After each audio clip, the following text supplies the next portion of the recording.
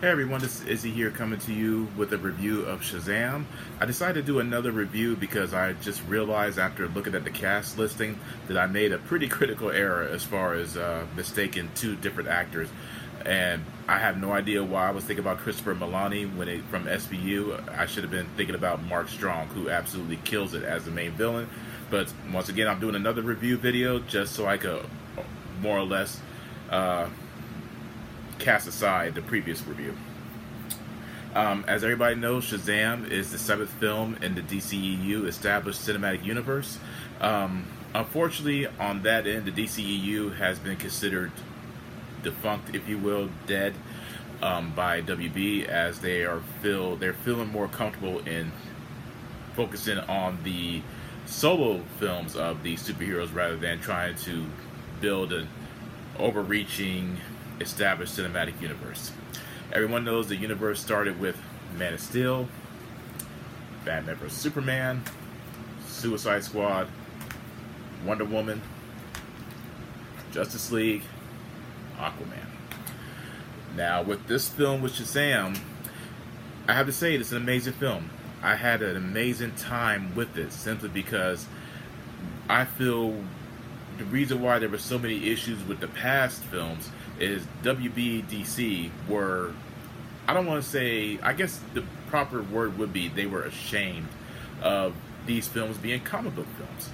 Not to say that they didn't know they were comic book films, but they wanted to have it be more grounded rather than simply embracing the content that is within these stories. Whereas Marvel knew they were comic book films. They embraced it as such. When you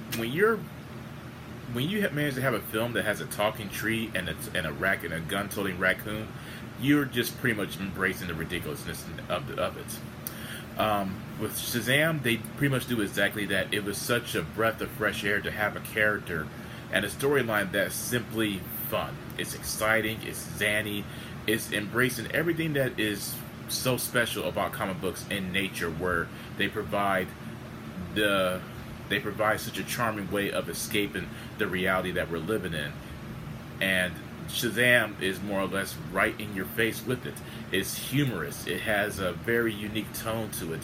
And one of the many reasons why I actually enjoy this film is, as many people have known about me from my past reviews, I enjoy character development stories. I enjoy where we get to know the character and we bond with them, and then we bond with everybody else that is surrounding them in their environment. And you find yourself caring not only about that main character, but everybody else around him or her. And Shazam is very, very heavily focused on the family units. We have Billy Batson, who has been abandoned as a child, and he's running from foster home to foster home to foster home, looking for a place to fit in. And he's essentially been on his own since the age of a little boy, really, since 3 to 4 years old. He comes upon a family who is part of a group home, and he is still in his rebellious and bitter, sad, isolated ways. So he's having a hard time opening up to the new environment that he's in.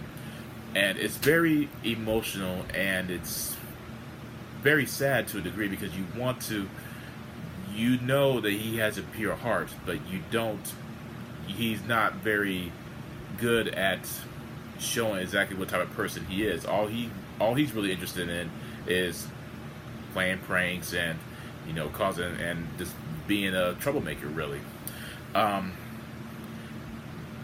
One of the things that this makes this film so special too is the fact that, regardless of the fact that it's a superhero film, obviously, it indicates how the main character is still the superhero, Captain Marvel, his original name, / Shazam, whatever you want to call him. He is still a kid. He is a kid in a superhero body. He would much rather be doing kid stuff. He would rather much be having parties, drinking Coke, Pepsi, eating junk food, having sleepovers, and going to arcades. He would rather be hanging out, doing other things, rather than attempting to be this a savior of humanity. It's not to say that he's not a savior. It's just he's not Superman, he's not Batman, he's not the Green Lantern, he's not a character who feels the need that takes his role seriously. And I think that's what makes it even more amazing, is the fact that Zachary Levi captures that essence of that character so brilliantly. It's amazing how he fully encompasses that character to the degree that you see a heroic character, but at the same time there's an immature child in that body. And it's very rare to see that, because we're used to seeing characters that that have something sarcastic to say. They're very witty, and they don't really take anything seriously. We've seen that with Deadpool, we've seen that with Spider-Man, we've seen that with we've seen that even with Morph in the X-Men. But it's very rare to have a kid character, a kid superhero. I mean, a full-blown kid. This kid in the film is 14, 15 years old, and he is having such a huge responsibility in trying to master these abilities that has been bestowed upon him by the wizard Shazam. And it's just, Zachary Levi is Captain Marvel, Shazam, the DC version. I would love to have seen this Shazam, this Captain Marvel, interact with Batman, Superman, Aquaman, Wonder Woman, if the DCEU universe had actually been properly established and built from the ground up, whereas we would get to bond with those characters that are being presented. Is the potential for that to have happened was so magnificent that it's such a shame that we most likely won't even see that for quite some time, and it's pretty sad. Mark Strong plays the main villain, Dr. Thaddeus Savannah. He absolutely kills it in this role. And he is a pure villain. There is no redeeming qualities in him whatsoever. And he plays the main villain of the film, who is desperately trying to find powers that the wizard Shazam has apparently chosen this champion in Billy. And he has managed to unlock the 7 deadly sins and immerse them within himself. And he's using that power to bring about his own chaos to the world. And he absolutely just destroys that role. He is so intimidating and quite authentic in his performance that you want to see him take it down a notch or completely out of the picture. And he's just so brilliant. And also, as I mentioned before, the film is very heavily focused on the family core, and that's where the heart of the story actually manifests itself, and that's where you really feel the strong emotion, where a lot of times a lot of those themes in certain films don't necessarily coincide with one another, because a lot of directors and writers don't know how to bring those moments into a cohesive fashion. And it's done so beautifully and heartfelt in this film that it's one of those, that's where I feel that's where the greatness of the story begins to shine, is that Billy and his foster parents and his adopted siblings, that's where it really begins to show just how different the film is from the previous DC films. And one reviewer said that if the tone is very similar to the first Gremlins, and at first I didn't really understand what she was saying until I watched it for myself, and then I realized, yeah, it's basically, if you took Gremlins and you put a superhero in it, that's essentially what Shazam is.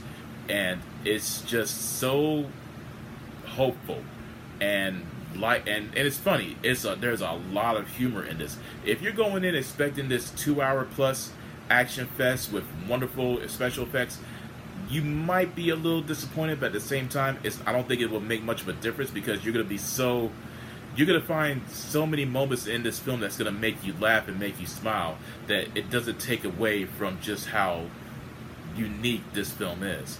And I will say, despite it being much lighter in tone, despite it being much more humorous, there's still a lot of dark moments in it, and I think that's because the idea of a kid being abandoned by his mother is a very dark and touchy subject in general. So that's where I feel not only does it really kind of get depressing to that end. But at the same time, when you have the seven deadly sins lurking in the background with Dr. Thaddeus Savannah, that's when, again, that's when it really becomes more different than your standard DCEU film. It's still pretty. There's still some dark moments, but again, it's not depressing. And one friend of mine stated that when people go to a film, they don't want to be depressed.